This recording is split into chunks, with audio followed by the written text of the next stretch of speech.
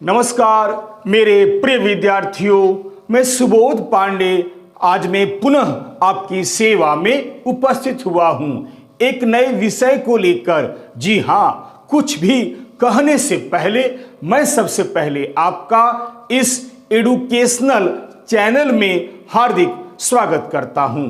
आज मैं आपके समक्ष हिंदी जगत के श्रेष्ठ कहानीकार मुंशी प्रेमचंद कृत सवा सेर गेहूं कहानी को लेकर उपस्थित हुआ हूं। कुछ भी प्रस्तुत करने से पहले मैं आपको यह याद दिला दूं कि कथा सम्राट व उपन्यास सम्राट मुंशी प्रेमचंद जी का सामान्य परिचय दो बैलों की कथा कहानी पर वीडियो बनाते वक्त मैं दे चुका हूं। अतः इस वीडियो में मैं कथा सम्राट व उपन्यास सम्राट मुंशी प्रेमचंद जी का सामान्य परिचय देना कोई आवश्यक नहीं समझता हूं। विद्यार्थियों से मेरा यह अनुरोध है कि वे उनका साहित्यिक परिचय आवश्यकता महसूस होने पर वे वहीं से प्राप्त कर लें। इस वीडियो में मैं केवल हिंदी जगत के श्रेष्ठ कहानीकार मुंशी प्रेमचंद कृत सवा सेर गेहूं कहानी की सार गर्भित आलोचना प्रस्तुत करूंगा। मेरे इस वीडियो को देखने व सुनने के बाद आप कई प्रश्नों का उत्तर आसानी से दे सकेंगे, जैसे सवा सेर गेहूं कहानी का सार लिखते हुए इसके उद्देश्य पर प्रकाश डालिए, अथवा सवा सेर गेहूं कहानी की आलोचना कीजिए, अथवा सवा सेर गेहूं कहानी की कहानी कला की दृष्टि से इस कहानी की आलोचना कीजिए, अथवा इस कहानी का नामकरण या इस कहानी का शीर्षक आखिर सवा सेर गेहूं क्यों रखा गया है, आदि आदि ऐसे कई प्रश्नों के उत्तर आप आसानी से दे सकेंगे। तो आइए अब मैं कथा सम्राट व उपन्यास सम्राट मुंशी प्रेमचंद कृत सवा सेर गेहूं कहानी की आलोचना को आपके समक्ष प्रस्तुत करने का प्रयास करता हूं। ध्यान देकर सुनिएगा। सवा सेर गेहूं कहानी कथा सम्राट मुंशी प्रेमचंद कृत एक श्रेष्ठ सामाजिक एवं यथार्थवादी कहानी है। यह एक बहुत ही कारुणिक तथा मर्मस्पर्शी कहानी है। इस कहानी के माध्यम से कहानीकार ने भारतीय समाज के वास्तविक चित्र को बड़े ही सुंदर ढंग से उजागर किया है। दरअसल यह कहानी उस समय लिखी गई थी जब हमारे देश में सामंतवाद प्रचलित था या बोलबाला था। उस समय के महाजन छोटे छोटे किसानों तथा मजदूरों का मनमाने ढंग से शोषण किया करते थे। कभी कभी उनका शोषण इतना अधिक बढ़ जाता था कि कोई भी किसान व मजदूर मर कर भी उनके चंगुल से किसी प्रकार निकल नहीं पाता था। यह कहानी इसी सत्य को उजागर करती है।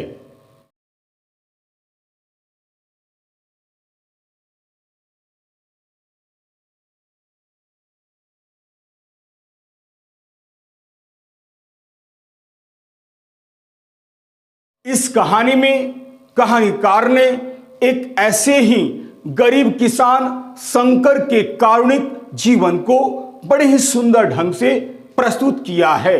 बेचारा शंकर एक सीधा साधा ईमानदार और परिश्रमी किसान था, परंतु संयोगवश वह विप्रजी रूपी महाजन के हाथों पड़ गया। विप्रजी के हाथों उसने न केवल जीवन भर स्वयं कष्ट सहे, अपितु मरने के बाद भी अपने परिवार वालों को हमेशा हमेशा के लिए उनके क्रूर हाथों छोड़ गया। सचमुच यह कहानी हमारे हृदय को छू लेती है, झकझोर कर रख देती है।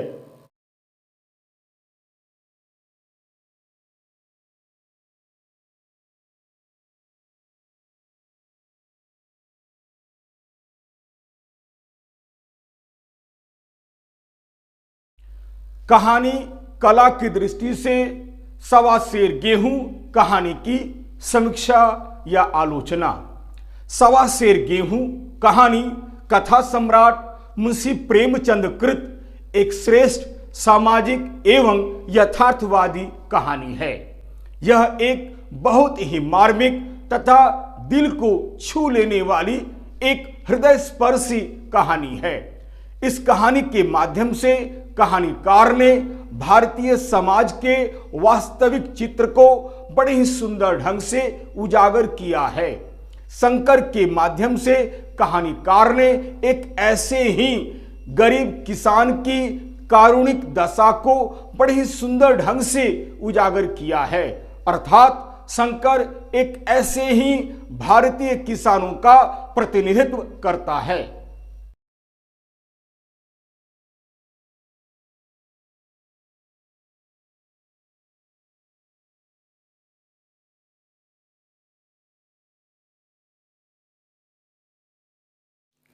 किसी गांव में शंकर नाम का एक कुर्मी किसान रहता था। वह एक अत्यंत ही सीधा साधा किसान था। वह केवल अपने काम से काम रखता था, न किसी का लेना न किसी का देना। उसमें जरा भी छल कपट नहीं था। वह संसार के प्रपंच बिल्कुल नहीं जानता था। भोजन मिला तो खा लिया, नहीं मिला तो चबेना खाकर ही दिन काट लिया, और कभी यदि चबेना नहीं भी मिला तो पानी पीकर अपना पेट भर लिया और राम का नाम लेकर सो गया।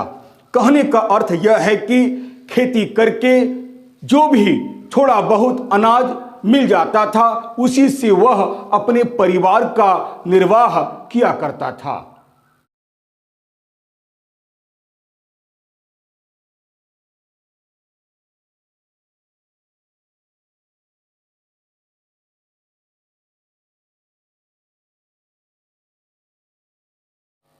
शंकर अतिथियों की सेवा खूब किया करता था। संयोग की बात है, एक दिन उसके घर में एक अत्यंत गौरवशाली महात्मा आई। उनके सत्कार के लिए उसके पास गेहूं नहीं था। वह बेचारा जौ का आटा खाता था। वह उन्हें जौ का आटा आखिर कैसे खिलाता? प्राचीन काल में जौ के आटे का चाहे जो भी महत्व रहा हो, पर वर्तमान काल में जौ का आटा सिद्ध पुरुषों के लिए दुष्पाच्य माना जाता है। बड़ी चिंता हुई उसे।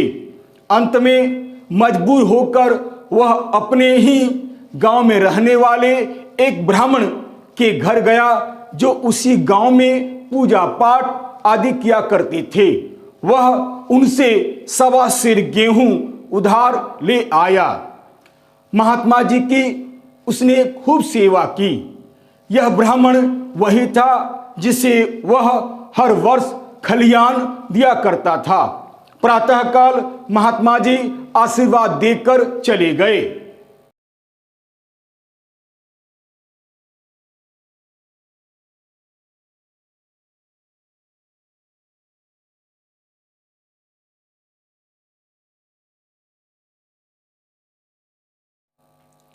शंकर इतना सीधा साधा था कि उसने मन ही मन सोचा कि सवा सेर गेहूं इन्हें क्या लौटाऊं। पंसेरी गेहूं के बदले कुछ ज्यादा ही खलिहानी दे दूंगा। विप्र जी यह बात समझ जाएंगे और मैं भी समझ जाऊंगा कि मैंने इनसे जो उधार के रूप में सवा सेर गेहूं लिए थे उसे मैंने वापस कर दिए हैं।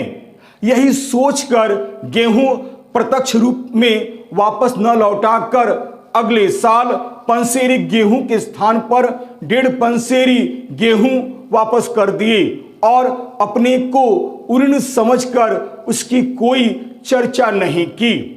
सीधापन उसमें इतना ज्यादा था कि बेचारा यह न कह सका कि वह उधार लिए हुए गेहूं को भी वापस कर रहा है। विप्र जी ने भी फिर कभी इसकी चर्चा नहीं की और न ही कभी उन्होंने अलग से मांगा। पर सरल शंकर को क्या मालूम था कि 1.25 गेहूं चुकाने के लिए उसे यानी मुझे दूसरा जन्म लेना पड़ेगा।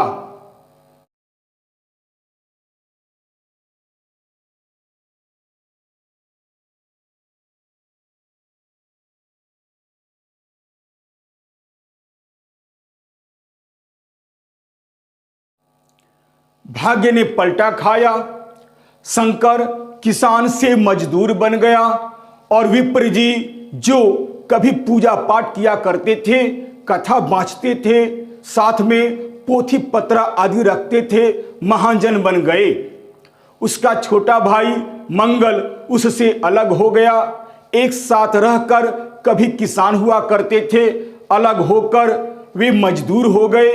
इस घटना के 7 वर्ष बाद एक दिन जब वह यानी शंकर मजदूरी करके घर लौट रहा था, तब विप्र जी मिले और उससे कहने लगे कि उसने उनका 1.25 गेहूं अब तक वापस नहीं लौटाया है।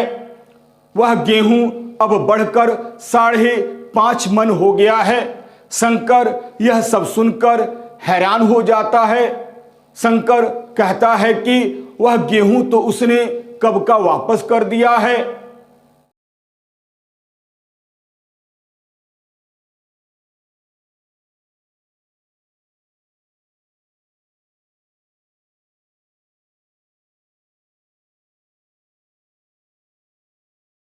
परंतु विप्र जी ने उसकी एक न सुनी और परलोक का भय दिखलाकर 60 रुपये मूल तथा 3 रुपये सैकड़ा सूद का दस्तावेज लिखवा लिया। साल भर में न देने पर सूद का दर 3.5 रुपया सैकड़ा और 12 आने का स्टैम्प। शंकर बहुत ही ईमानदार आदमी था। उसने खूब मेहनत करके तथा भूखे पेट रहकर 60 रुपये इकट्ठे किए और महाजन के पास गया, परंतु अभी 15 रुपये शेष थे जो शंकर न दे सका।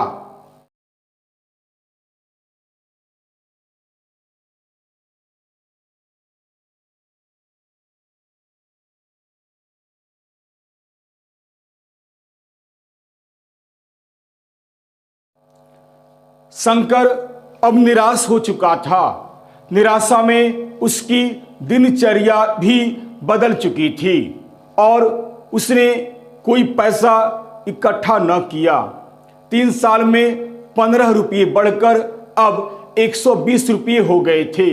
अंत में मजबूर होकर वह महाजन के खेत पर मजदूर हो गया। स्त्री को वे सब काम करने पड़ते थे जो उसने कभी न किए थे। बच्चे दानों को तरसते थे, लेकिन शंकर चुपचाप देखने के सिवा और कुछ न कर सकता था। 20 वर्ष तक मजदूरी करते करते वह एक दिन स्वर्ग सिधार गया। बाद में उसका बेटा भी महाजन का ऋण चुकाने के लिए उसके यहाँ मजदूरी करने लगा। विप्र जी का रुपया चुकता होगा या नहीं, यह तो ईश्वर ही जाने। इस कहानी का अंत बहुत ही कारुणिक होता है। यही चरम सीमा भी है और अंत भी।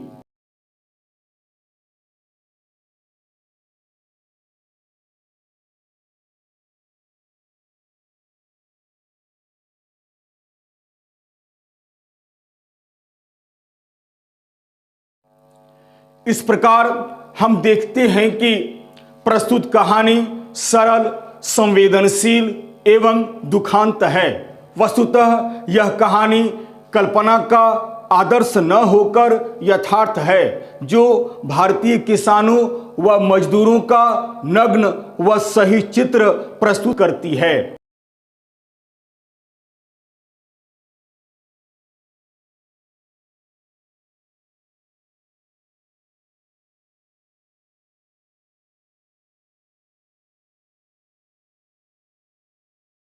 आइए अब मैं चरित्र चित्रण की दृष्टि से इस कहानी की समीक्षा करता हूं।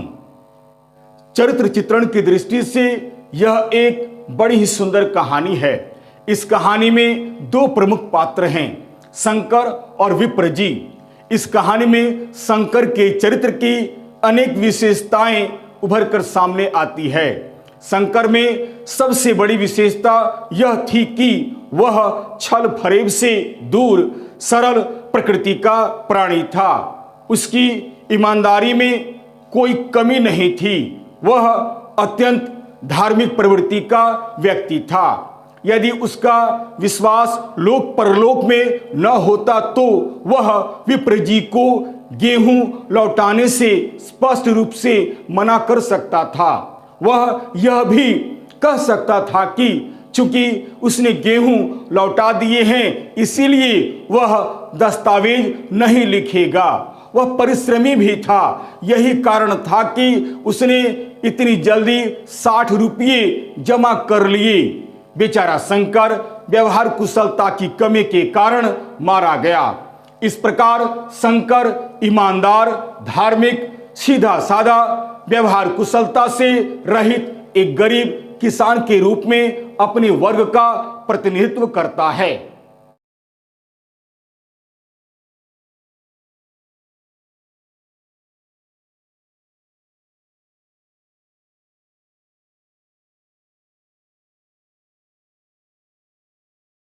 विप्र जी इस कहानी के दूसरे पात्र हैं। विप्र जी उस समय की महाजनी व्यवस्था के प्रतीक हैं।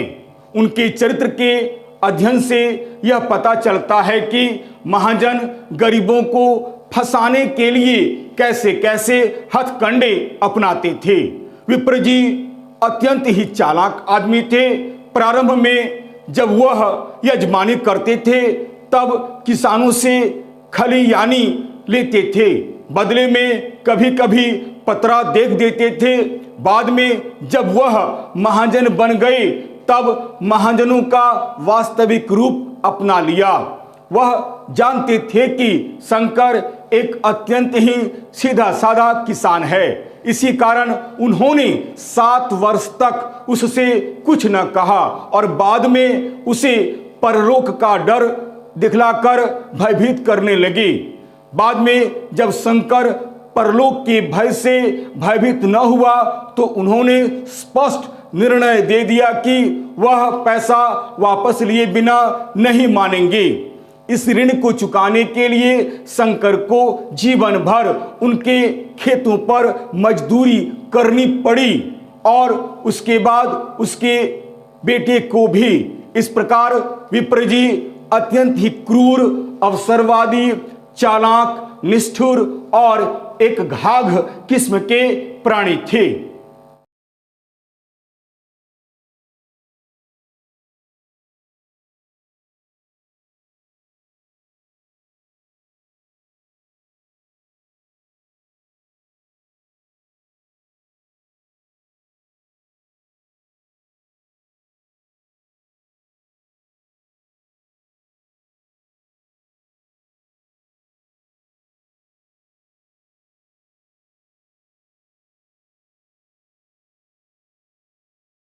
आइए अब मैं इस कहानी की समीक्षा कथोपकथन या संवाद योजना की दृष्टि से करने का प्रयास करता हूं। इस कहानी के संवाद सरल, सरस, रोचक, पात्रानुकूल और प्रसंगानुकूल है। इस कहानी के संवाद जहां एक ओर कहानी के विकास में सहायक हुए हैं वहीं दूसरी ओर पात्रों के चरित्र को भी उजागर करने में सफल हुए हैं। यही नहीं, इस कहानी के संवाद संक्षिप्त, स्वाभाविक, प्रभावशाली और कथा वस्तु को विकास देने वाले हैं।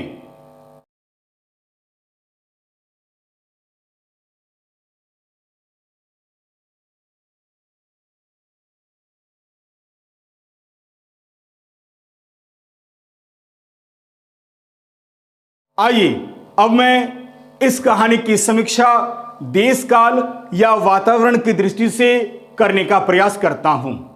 देश काल या वातावरण की दृष्टि से यह एक बड़ी ही सुंदर कहानी है। इस कहानी के माध्यम से कहानीकार ने भारतीय समाज के वास्तविक चित्र को बड़े ही सुंदर ढंग से उजागर किया है। सच पूछा जाए तो सवा सेर गेहूं कहानी प्रेमचंद कालीन भारतीय समाज का यथार्थ चित्र प्रस्तुत करती है। उस समय हमारे देश में सामंतवाद प्रचलित था। महाजन छोटे छोटे किसानों तथा मजदूरों का मनमाने ढंग से शोषण किया करते थे, उन पर अमानवीय अत्याचार किया करते थे।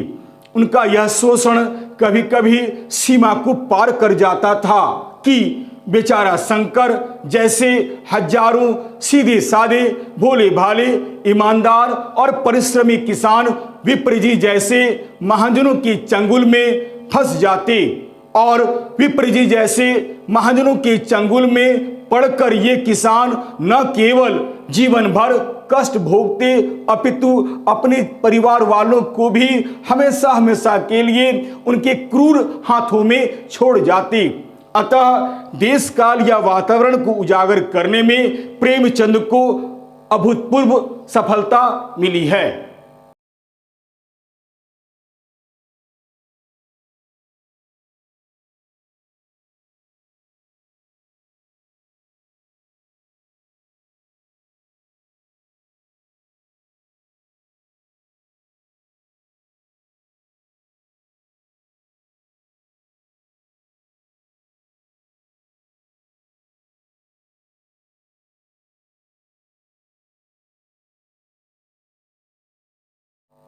आइए अब मैं इस कहानी की आलोचना भाषा शैली की दृष्टि से करने का प्रयास करता हूं। ध्यान देकर सुनिएगा। भाषा शैली की दृष्टि से भी यह एक सुंदर एवं सफल कहानी है। प्रेमचंद के कथा शिल्प की मुख्य विशेषता यह है कि वे पात्र तथा विषय के अनुरूप भाषा का प्रयोग करते हैं। मुहावरों तथा लोकोक्तियों के प्रयोग से वे उसे लोक व्यवहार के निकट ले आते हैं। ऐसा करने से कहानी में एक स्वाभाविकता आ जाती है। इस कहानी में ऐसा ही हुआ है।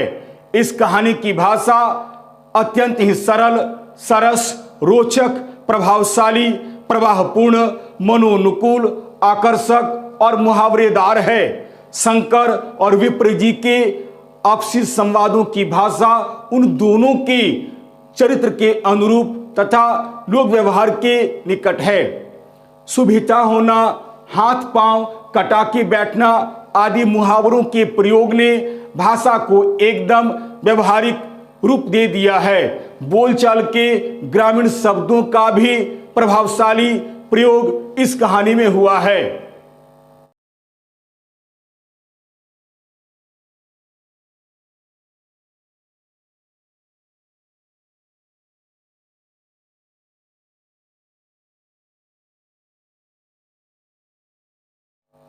सवा सेर गेहूं कहानी का उद्देश्य।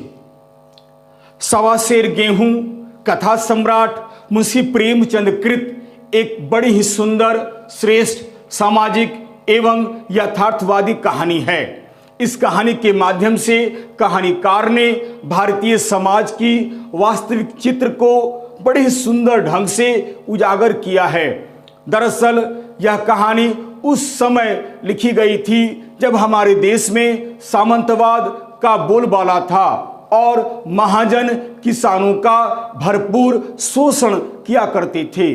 शंकर के माध्यम से एक भारतीय किसान के कारुणिक जीवन को मुंशी प्रेमचंद ने बड़े सुंदर ढंग से उजागर किया है।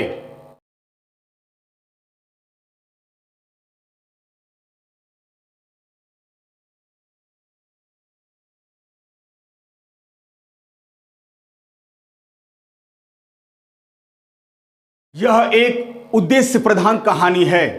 इस कहानी का प्रमुख उद्देश्य जहां एक ओर जमींदारों, महाजनों तथा अन्य प्रकार के शोषक वर्गों के शोषण का नग्न चित्रण करना है, वहीं दूसरी ओर भारतीय किसानों व मजदूरों की दयनीय स्थिति का नग्न चित्र प्रस्तुत करना है। भोला भाला और सीधा साधा किसान शंकर एक ऐसे ही महाजन के शोषण का शिकार हो जाता है। उसका शोषण इस प्रकार बढ़ जाता है कि वह न केवल विप्र जी के हाथों अपने जीवन को कष्टमय बना लेता है, बल्कि अपने परिवार वालों को भी हमेशा हमेशा के लिए उनके क्रूर हाथों में छोड़कर चला जाता है।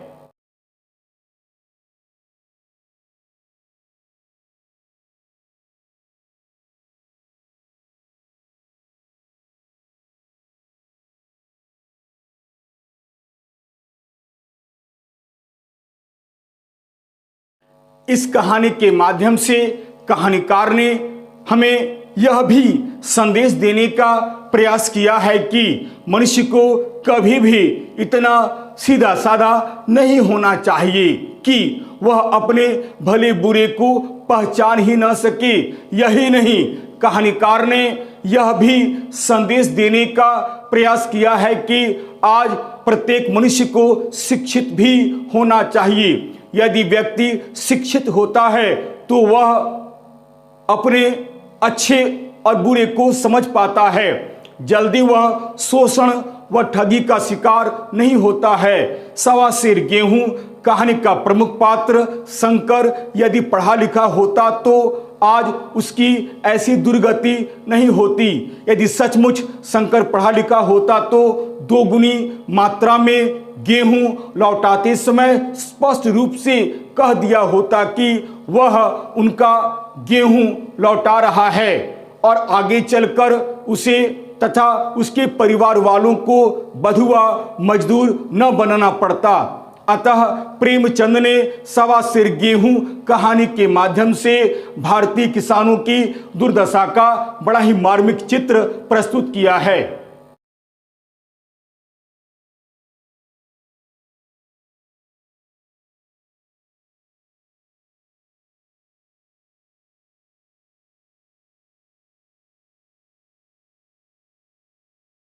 शीर्षक या नामकरण। सवा सेर गेहूं कहानी कथा सम्राट मुंशी प्रेमचंद कृत एक श्रेष्ठ सामाजिक एवं यथार्थवादी कहानी है। इस कहानी के माध्यम से कहानीकार ने भारतीय समाज के वास्तविक चित्र को बड़े सुंदर ढंग से उजागर किया है। इस कहानी में कहानीकार ने एक ऐसे ही गरीब किसान शंकर के कारुणिक जीवन को बड़ी सुंदर ढंग से हमें दिखलाने का प्रयास किया है।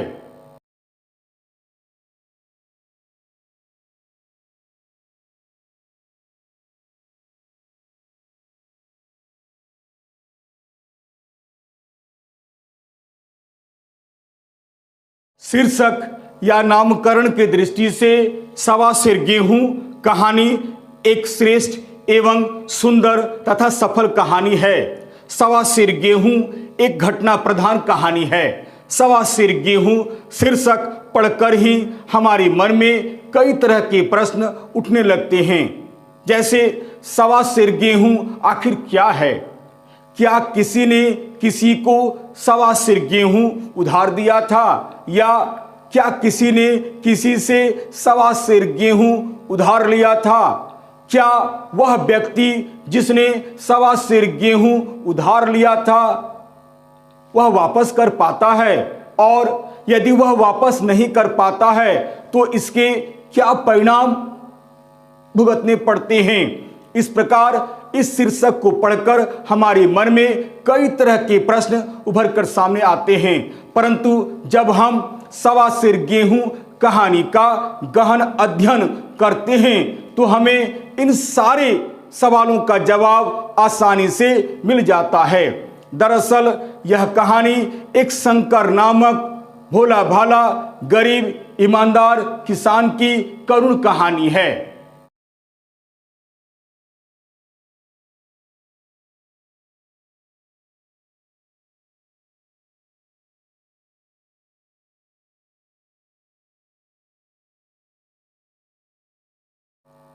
किसी गांव में शंकर नाम का एक गरीब कुर्मी किसान रहता था। वह एक बहुत ही सीधा साधा छल प्रपंच से दूर और आतिथ्य सेवी था। एक दिन शंकर अपने यहाँ आए हुए एक महात्मा को खिलाने के लिए गांव में किसी के यहाँ गेहूं न मिलने के कारण अपने ही गांव में रहने वाले विप्र जी के यहाँ से 1.25 सेर गेहूं उधार के रूप में ले आता है। चूंकि विप्र जी महाराज हर वर्ष शंकर के यहाँ खलिहानी लेने जाया करते थे, अतः शंकर ने कुछ दिनों बाद अपने मन में यह समझकर कि विप्र जी समझ लेंगे 1.25 सेर गेहूं का 2 गुना वापस कर देता है।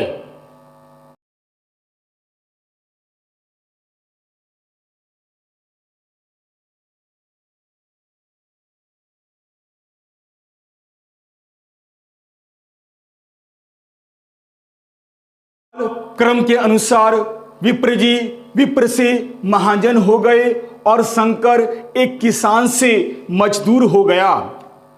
7 साल बाद एक दिन अचानक विप्र जी ने शंकर से 1.25 सेर गेहूं की याद दिलाते हुए मूल व ब्याज सहित 5.5 मन गेहूं मांगा और कहा कि अगर गेहूं तुम यहाँ न दोगे तो तुम्हें ईश्वर के यहाँ देना पड़ेगा। बेचारा शंकर इस ईश्वरीय भय से साल भर भूखे प्यासे व कष्ट सहकर 60 रुपये इकट्ठा करके विप्र जी को देने गया, लेकिन फिर भी 15 रुपये शेष रह गए। अब शंकर में इतना साहस नहीं था कि बचा हुआ रुपया दे सके, क्योंकि वह पूरी तरह से निराश हो चुका था।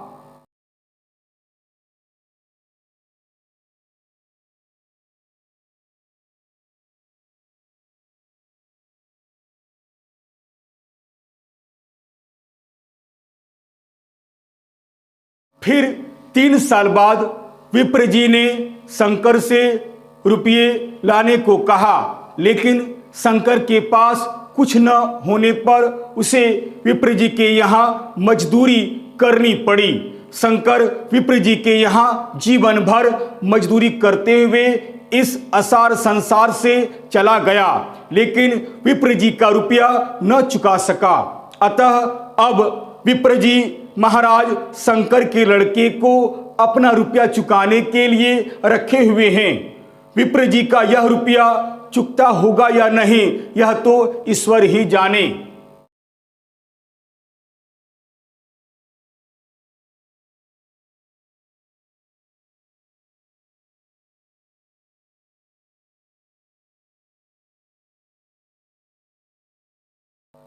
उपर्युक्त घटना पढ़ने सुनने के बाद यह हमें ज्ञात होता है कि 1.25 सेर गेहूं एक घटना प्रधान कहानी है। भोला भाला शंकर जिस दिन विप्र जी के यहाँ से 1.25 सेर गेहूं उधार के रूप में अतिथि की सेवा करने के लिए ले आया, उसी दिन से शंकर के जीवन का दुर्भाग्य या दुख के दिन शुरू हो गए। अतः 1.25 सेर गेहूं इस कहानी की एक महत्वपूर्ण घटना है, जिसने कहानी के प्रमुख पात्र शंकर के जीवन को बद से बदतर बना दिया। अतः यह शीर्षक प्रत्येक दृष्टि से सटीक, सुंदर एवं औचित्यपूर्ण है। समग्रतः यह कहानी कथ्य और शिल्प दोनों ही दृष्टियों से पर्याप्त महत्वपूर्ण बन पड़ी है। अर्थात 1.25 सेर गेहूं कहानी कला की दृष्टि से एक श्रेष्ठ, सुंदर एवं सफल कहानी है।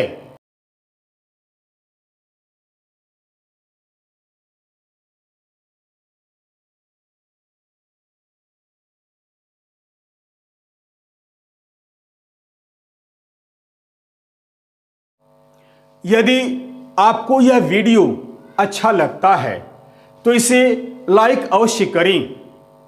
अपने सगे संबंधियों को भी इसे शेयर करने का प्रयास अवश्य करें। और हाँ, चलते चलते मेरे इस चैनल को सब्सक्राइब करना बिल्कुल नहीं भूलें। याद रखिएगा, मेरा यह चैनल एक एडुकेशनल चैनल है।